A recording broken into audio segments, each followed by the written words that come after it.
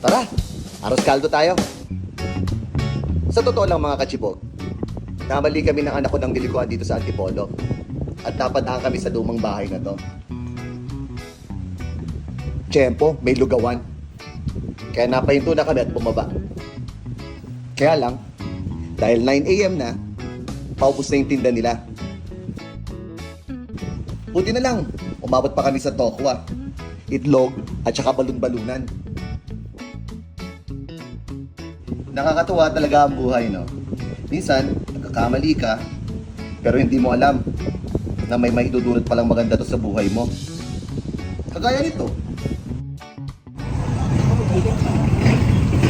Panalo dito?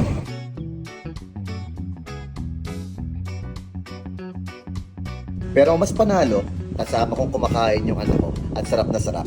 Dito, sa napakagandang bahay ng lola ko. Joke! Hindi nila kami kilala dito. Naligaw nga lang kami eh.